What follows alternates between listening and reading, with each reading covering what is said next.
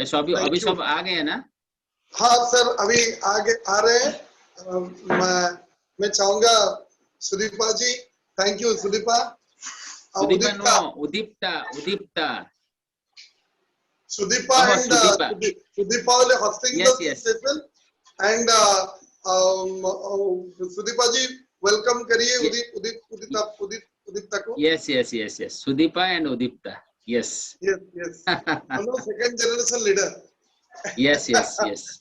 दोनों international champion. फिर से स्वागत। Yes, Sudeepa, right? जी। Yes, so Good unique name है। everyone. Yes, thank you. So let's welcome Udipta ji. Let's have a clap. Yes.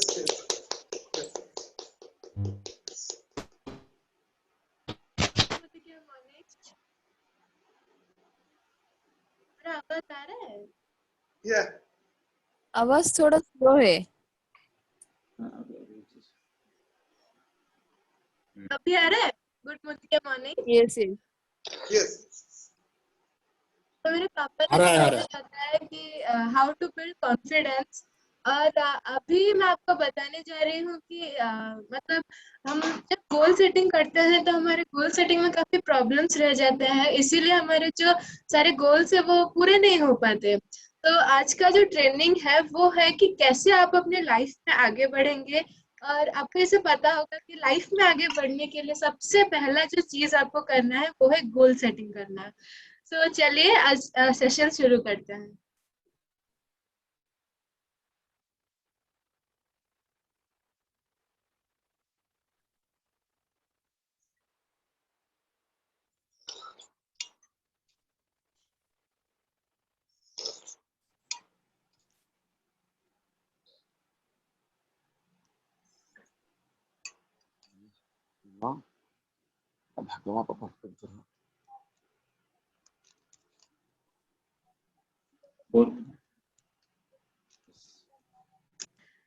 तो आज का टॉपिक है 4 secret formula for goal setting.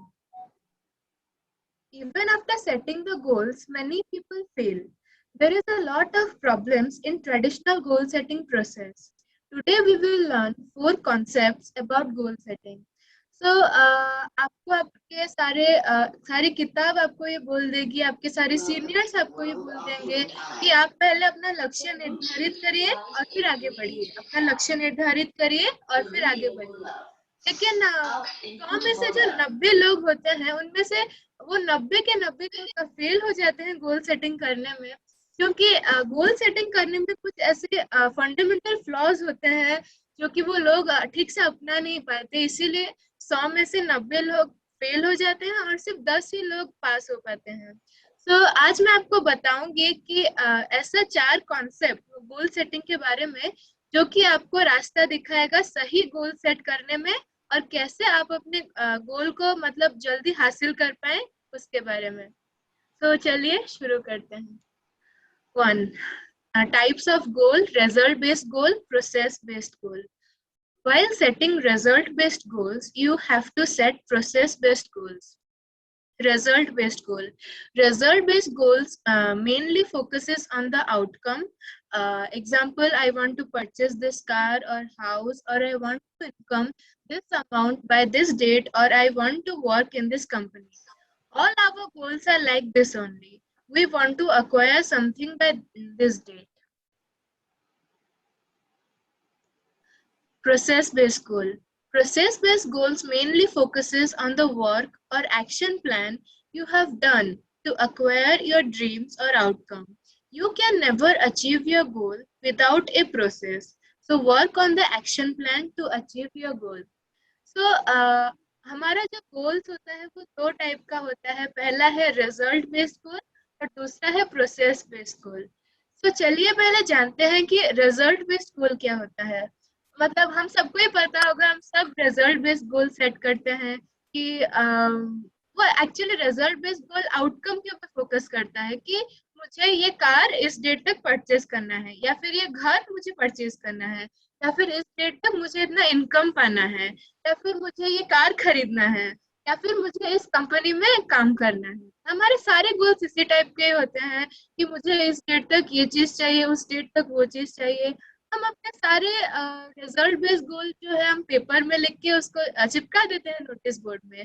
लेकिन रिजल्ट बेस्ड गोल सेट करने के बाद उसके बाद वाला स्टेप क्या है वो ज्यादातर लोग फॉलो नहीं करते, इसीलिए उनका जो गोल सेटिंग में वो उनका प्रॉब्लम होता है। तो रिजल्ट बेस्ड गोल, आपने आपका रिजल्ट बेस्ड गोल सेट किया, उसके बाद आपने उसको पेपर में लेके नोटिस बोर्ड में चिपका दिया। उसके बाद का क्या काम है, यानी कि process based goal. So process based goal mainly focuses on the work और action plan you have done to acquire your dreams or outcome. So आपका जो सारे ड्रीम्स है या फिर आप जैसे कि मैंने बोला रिजल्ट बेस्ड गोल के एग्जांपल में कि मुझे ये वाला कार परचेस करना है, तो मुझे कार परचेस करने के लिए क्या काम करना है जैसे वो कार में अपना पाऊं। सो प्रोसेस बेस्ड गोल मेनली वो आउटकम के ऊपर फोकस करते हैं कि आप क्या एक्शन प्लान आज से अभी से लेंगे जैसे कि आपका जो रिजल्ट बेस्ड गोल है वो जल्दी ही पूरा हो पाए। तो आप कभी भी किसी भी गोल को बिना काम किए कभी हासिल नहीं कर सकते। तो आपको आज से ही अपना एक्शन प्लान सेट करना पड़ेगा और आज से ही उस एक्शन प्लान के ऊपर काम करना शुरू कर देना पड़ेगा अगर आपको वो गोल जल्द से जल्द चाहिए।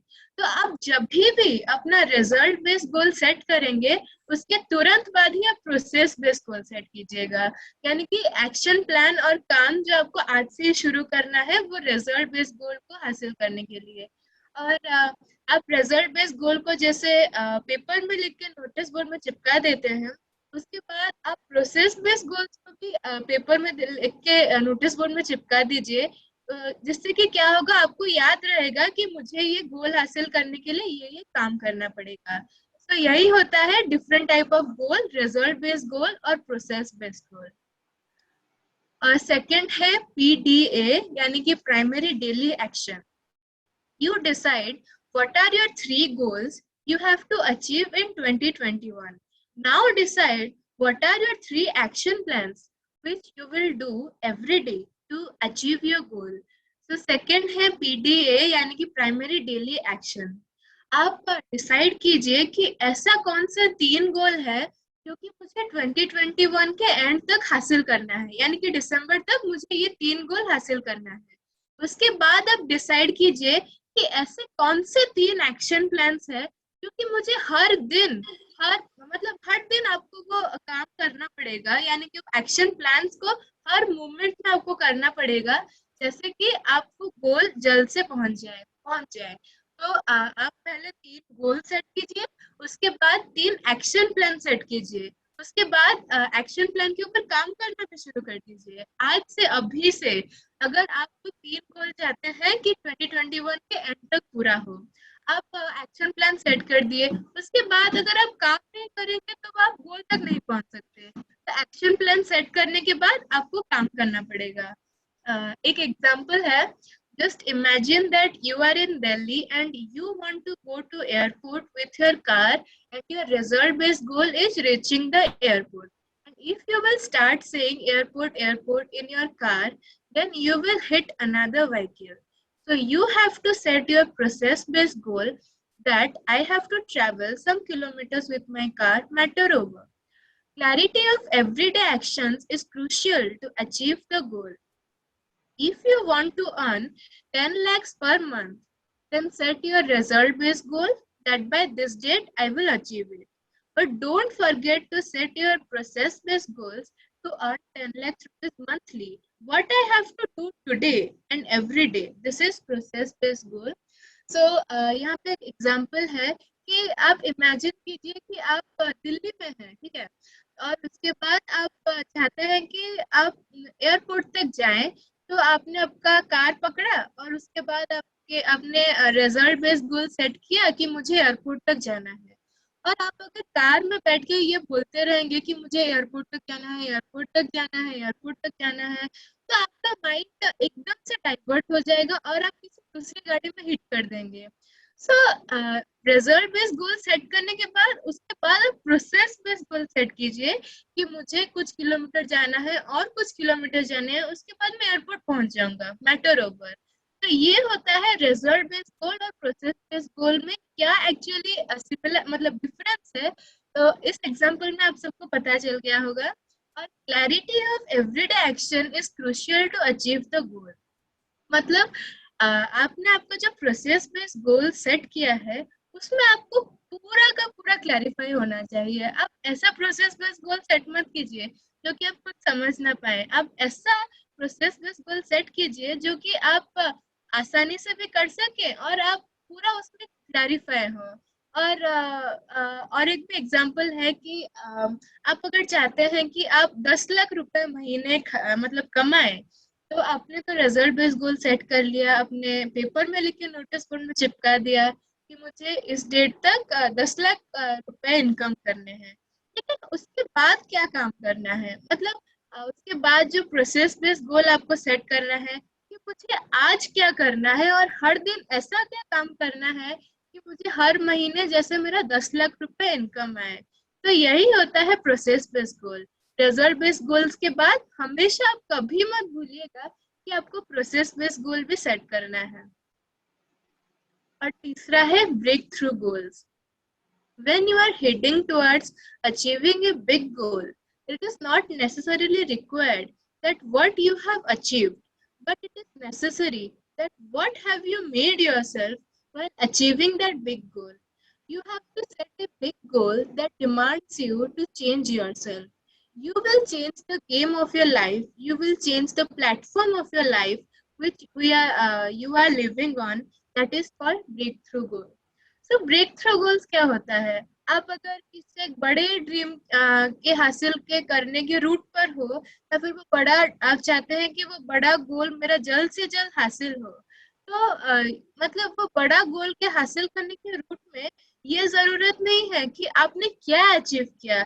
ये जरूरत है कि वो गोल को अचीव करते करते मैंने अपने आप को ऐसा क्या बना दिया।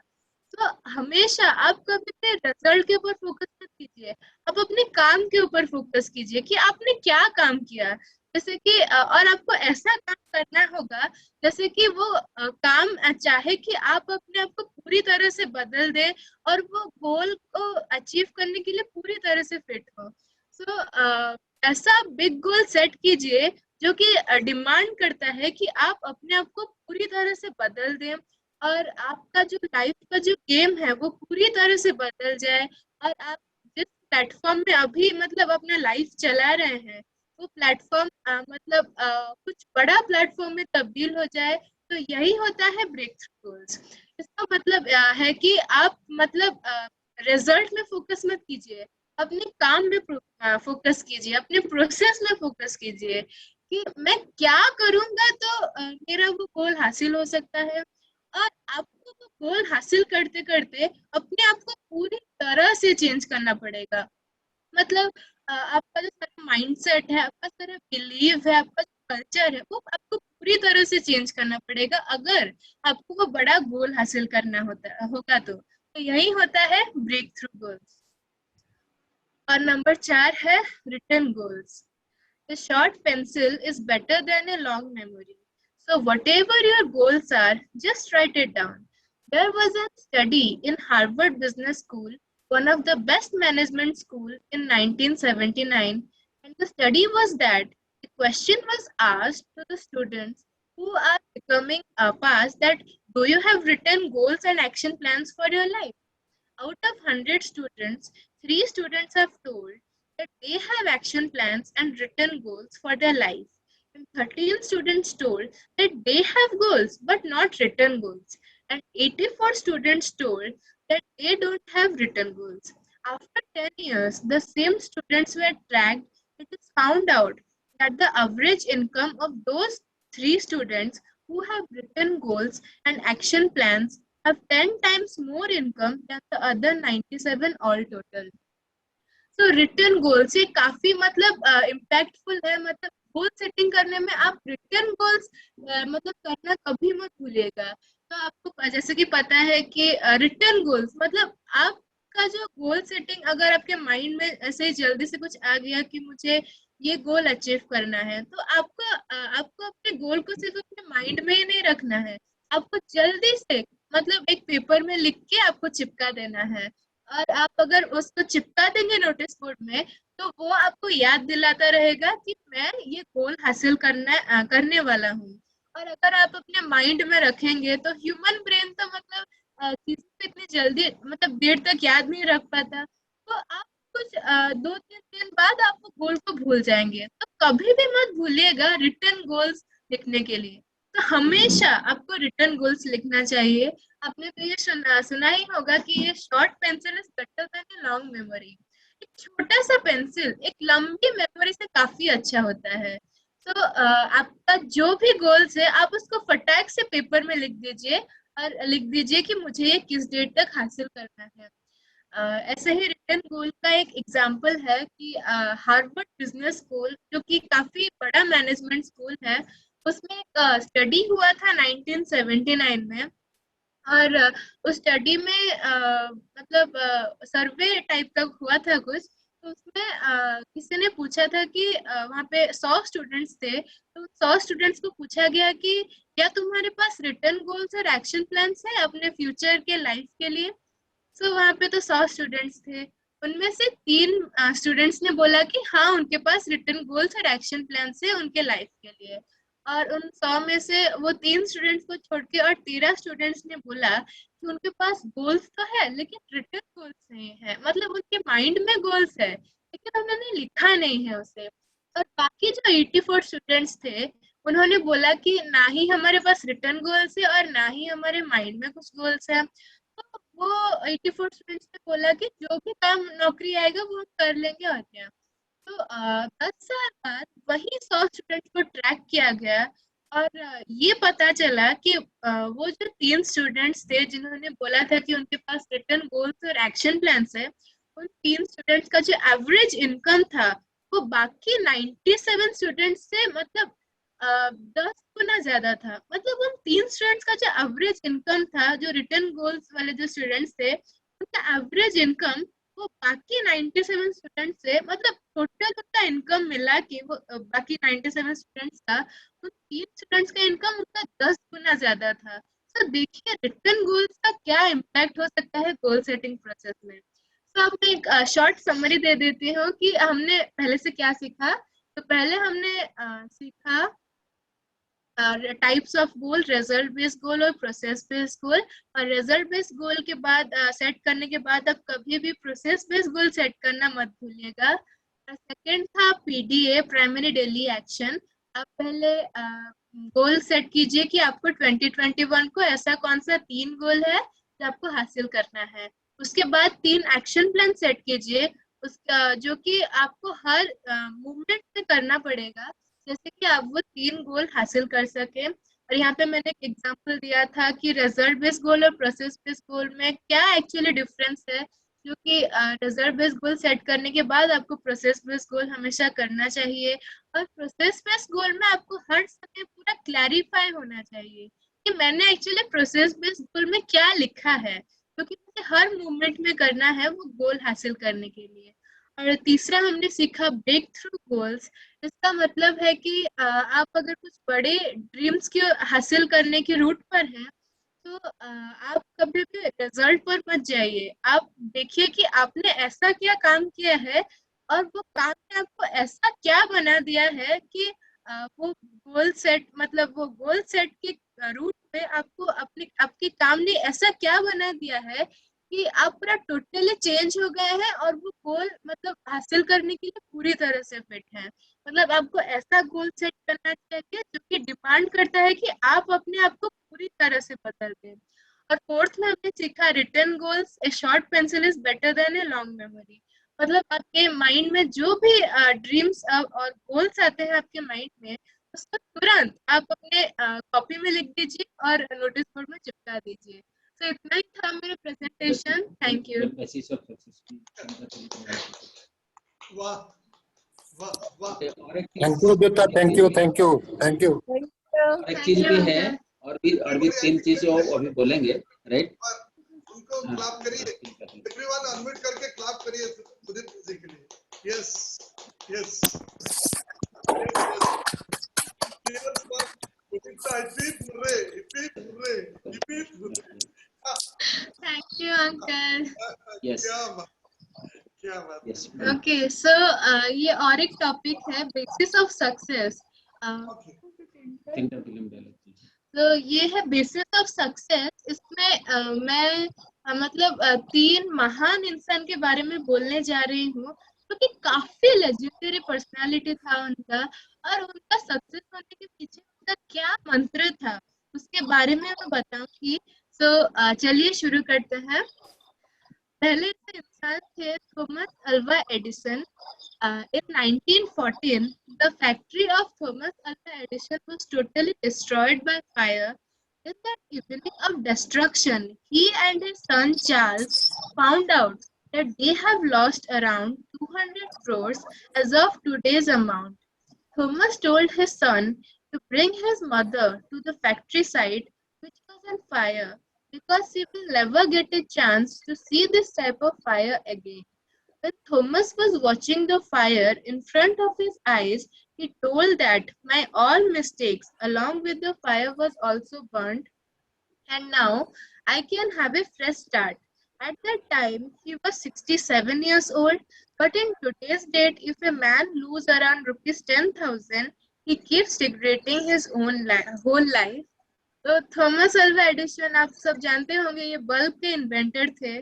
तो हमारे हालात तो कभी सेम नहीं रहते, कभी अच्छे होते हैं तो कभी बुरे होते हैं.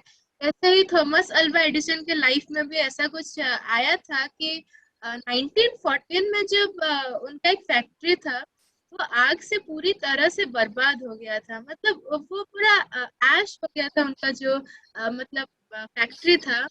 और उसी शाम को उनका जो बेटा था चार्ल्स, वो चार्ल्स और थॉमस ने ये पता लगाया कि उनका जो फैक्ट्री में जो सारा डिस्ट्रक्शन फायर ने किया है वो मतलब अराउंड 200 करोड़ था. अगर आप आज के समय में देखेंगे तो 200 करोड़ काफी बड़ा अमाउंट होता है. तो उस समय में यानी 1914 में वो कितना बड़ा अमाउंट होगा, उनका कितना बड़ा लॉस हुआ था वो फायर की वजह से. तो थॉमस ने क्या किया, उसके बेटा जो चार्ल्स था, वो थॉमस ने उसके बेटे चार्ल्स को बोला कि तुम्हारी मम्मी को तुम ले आओ इस फैक्ट्री के पास, क्योंकि वो जो फैक्ट्री जल रहा था मतलब उनके आंखों के सामने, वो उसकी मम्मी और कभी वो देखने नहीं पाएगी. तो उनका बेटा चार्ल्स उसकी मम्मी को लेके चला आया, और जब उसकी मम्मी देखी तो वो पूरा हैरान रह गई. उसके बाद जब थॉमस ने वो फायर को वो देख रहे थे उनकी आंखों के सामने, तो वो फायर को देख के उन्होंने बोला कि मेरी जो सारी गलतियां थी, तो सारी मिस्टेक्स थे मेरी लाइफ में, वो उस आग के साथ सारी की सारी मिस्टेक्स डिस्ट्रॉय हो गए. अब मैं एक फ्रेश स्टार्ट कर सकता हूँ, मतलब एक न्यू शुरुआत कर सकता हूँ मैं. और उस समय वो 67 इयर्स के थे, यानी कि आज के समय में तो 67 इयर्स की कोई अगर होता है तो वो मतलब वो उनका काफी लाइफ जी चुके होते हैं और उनको वो फ्रेश स्टार्ट करने का मन नहीं करता. तो थॉमस अल्वा एडिसन जो थे, उनका इतना पैशन था कि वो बोल रहे थे कि वो एक फ्रेश स्टार्ट करेंगे. और आज के वक्त में अगर हम देखेंगे कि किसी ने एक 10,000 रुपए मतलब लॉस हो गया, उनका घाटा हो गया, तो वो अपने सारी जिंदगी उसका मतलब बोलते रहते हैं कि मेरा इतना घाटा हो गया था, कितना लॉस हुआ था. जबकि थॉमस अल्वा एडिसन का उनका 200 करोड़ का लॉस हो गया तो उनका कुछ इतना फर्क नहीं पड़ा. तो हालातों से फर्क नहीं पड़ता, जज्बे से फर्क पड़ता है. और मेरे साथ आप बोलिए कि हालातों से फर्क नहीं पड़ता, जज्बे से पड़ती है. हालातों से फर्क नहीं पड़ता, फर्क नहीं जज्बे से पड़ता, फर्क पड़ता है.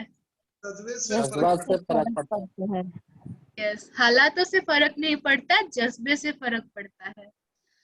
उसके हालात से बाद है फर्क नहीं लैंस. पड़ता, जज्बात से फर्क पड़ता है. ओके, बहुत बढ़िया, बहुत बढ़िया.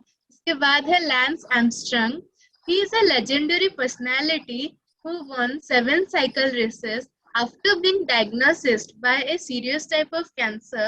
The doctor had also told that he has low chances of living. Around 18 months, he was treated with chemotherapy.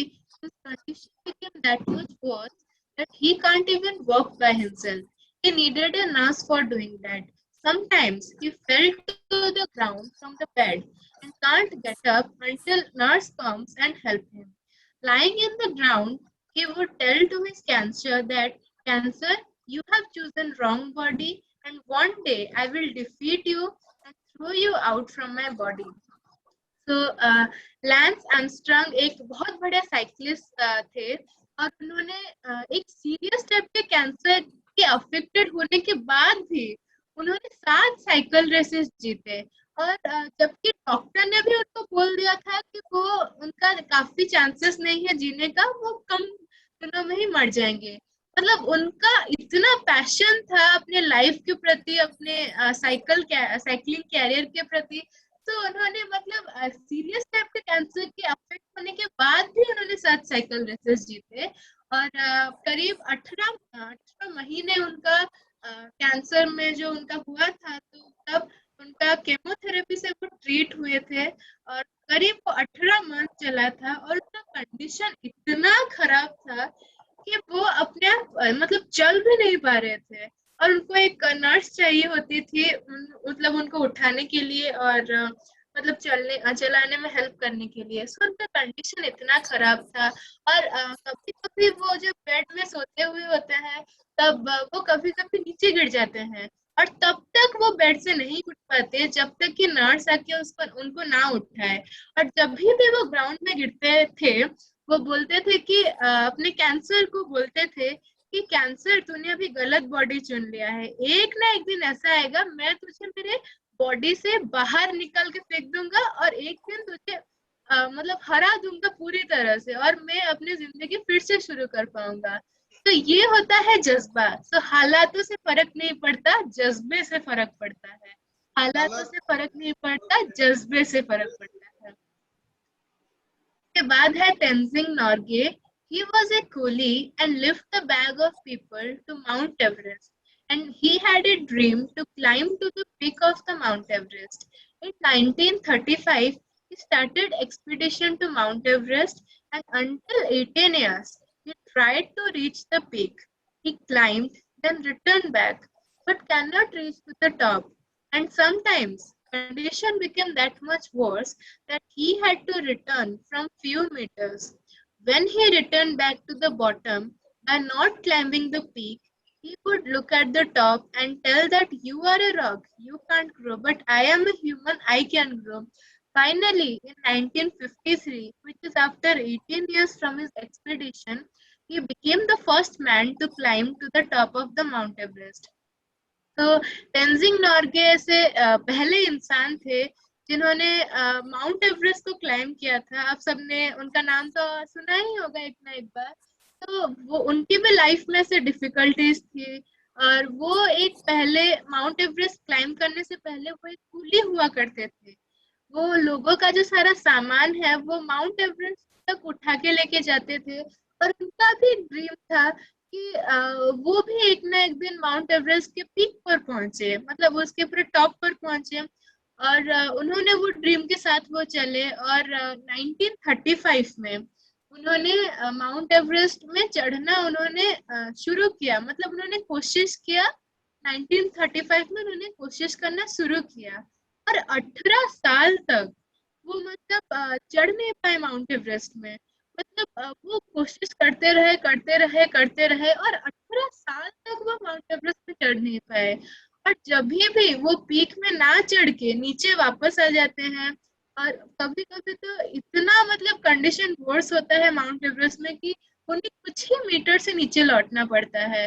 और वो जब भी नीचे लौटते थे तो वो बोलते थे वो माउंट एवरेस्ट के पीक पर देखकर कि तुम तो एक पत्थर हो, तुम कैसे बढ़ सकती हो, पर मैं तो एक इंसान हूँ ना, मैं तो बढ़ सकता हूँ ना।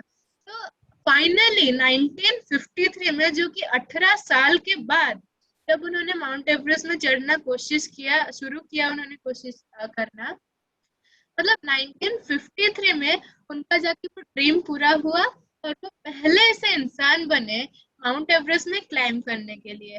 मतलब उनका कितना पैशन था, मतलब कितना उनका गोल सेटिंग में कितना मतलब दिलचस्पी था उनको माउंट एवरेस्ट के टॉप पर चढ़ने का कि उन्होंने 18 साल तक भी वो फेल होने के बाद उन्होंने उनका ड्रीम नहीं छोड़ा। मतलब 18 साल के बाद वो जब 1953 में चढ़े, तो सोचिए कि उनका मतलब लाइफ में वो पूरा धन्य हो गया उनके लाइफ में। मतलब उनका इतना पैशन था कि वो एक ना एक दिन माउंट एवरेस्ट के पीक पर चढ़े।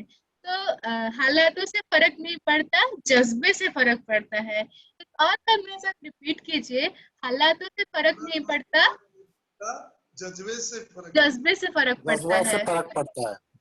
से फर्क नहीं पड़ता। और जज्बे से ये एक मूवी था चक दे इंडिया।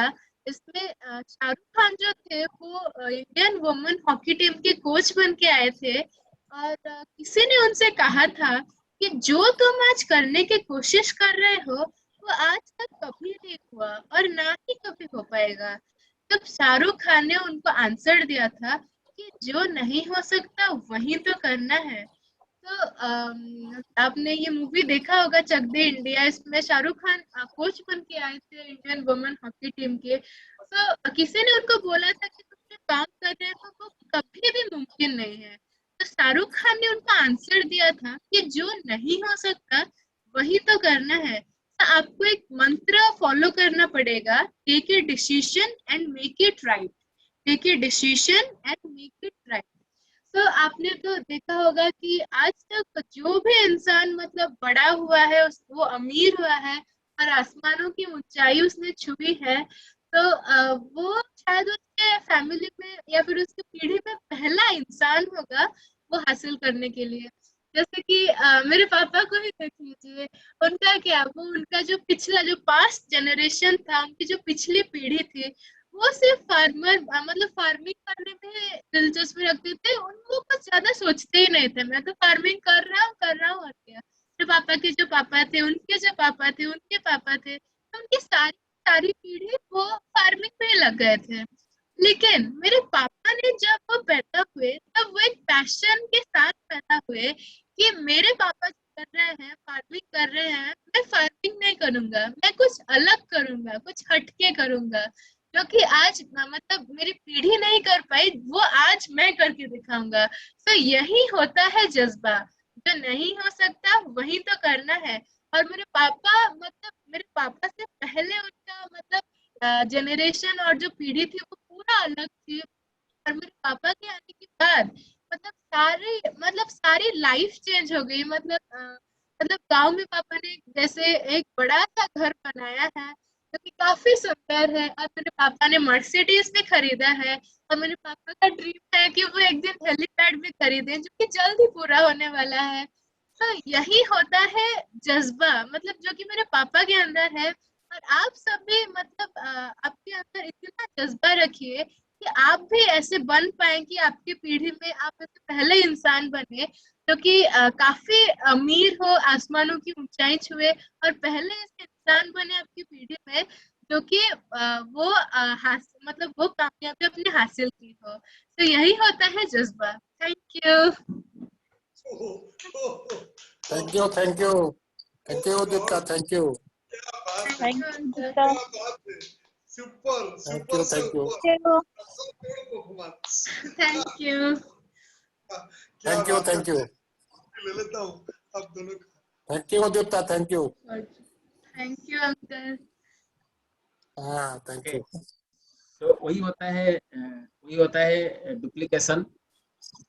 और ये मैं उम्मीद करता हूँ कि आप सब एक नेटवर्क मार्केटिंग में सब एक अच्छा प्रेजेंटर भी बने और आप बहुत कामयाब इंसान बने नेटवर्क मार्केटिंग में, राइट। जो उदीप्ता ने आखिर में क्या बोला, जो आज तक नहीं हुआ था, आप पहले वो इंसान आपका परिवार का होना चाहिए। ये सारे जो पुराने जो पीढ़ी होते हैं, ये सारे को चेंज करके एक नया रोड मैप आपका सक्सेस का आप तैयार करेंगे, right. Okay, hand over to Manas ji, आप कुछ बोले। मैं और क्या बोलूं सर, मैं तो दिस वाज माय थॉट आज को सुनिए हम आपके साथ, पर मैंने क्या बताऊं, मतलब मैं खुद मतलब स्पीचलेस हूँ, मैं बता नहीं पा रहा हूँ।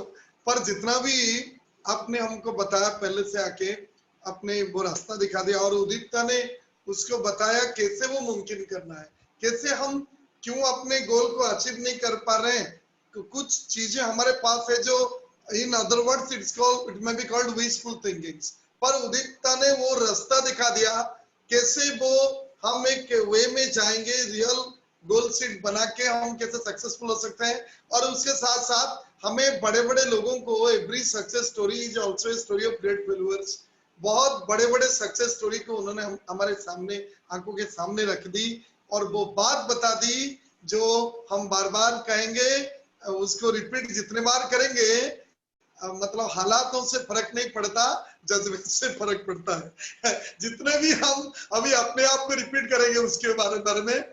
और बहुत अच्छा भी लगा जो चकते इंडिया का वो डायलॉग आपने हमें फिर से मतलब वो डायलॉग शाहरुख खान जी जब हॉकी टूर्नामेंट इधर उड़ीसा में वर्ल्ड कप हुआ था, वो गेस्ट बन के आए थे, तब उन्होंने वो चीज हमको, वो डायलॉग को रिपीट किया था, तालियों की बरसात हो गया था हॉल में। तो जो काम हम नहीं हुआ है आज तक वही करना है। और सर वो आपके सपने के बारे में बता दिया कि कैसे हेलीकॉप्टर तक भी जा सकते हैं, कि सपना आप देख सकते हैं। तो अगर आप देख सकते हैं जो, तो हम क्यों नहीं, जो रास्ते में जाके आप इस ये सब पाए हैं उसको तो आप हमारे साथ शेयर किए हैं, तो हम सब पा सकते हैं। बस एक डिसीजन लेना है और साहस करना है इस काम को करने के लिए। Thank you sir, thank you उदिप्ता।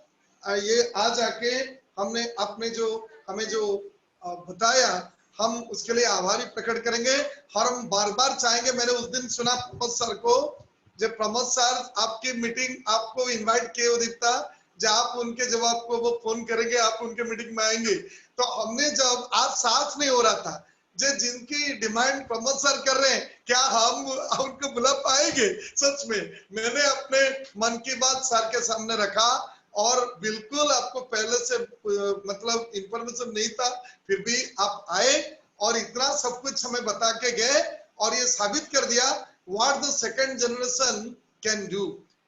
तो thank you so very much and thank you so very much friends. जितने सारे आज पूरे 2 सेशन को, पिछला सेशन अब सेशन मिलके करीबन 22 लोग आए, क्योंकि पिछले सेशन में कुछ नए नहीं आए थे, इस सेशन में आ गए। तो मैंने देखा 22 से ज्यादा लोग आज इस सिस्टम में थे। ये पहले एक रिकॉर्ड है उदिप्ता के प्रेजेंस से, हम 15 के रिकॉर्ड तोड़ चुके थे, पर आज 20 से भी ज्यादा हो गए ये उदिप्ता के प्रेजेंस में। इसको 100 में लेना है और हजारों में लेना है और सक्सेसफुल बनना है। मैं फिर से सबको कहूंगा अपने आप को अनम्यूट करके एक ताली बजा दीजिए उदिप्ता जी के लिए और सर के लिए प्लीज। कोई थैंक यू सो मच। हमारे साथ ये जो मीट द मिलियनर प्रोग्राम होगा, सर फिर आएंगे और उदिप्ता बीच में आएंगे और रश्मि जी भी आएंगे। सर जिनको मनोनीत करेंगे वो सबको लाएंगे और हमें क्या करना है, इस सिस्टम को फॉलो करना है। और जैसे कि कल दोस्तों 25 तारीख है, इसका आप मिस नहीं करेंगे, एक्स्ट्रा पीवी और लॉयल्टी का।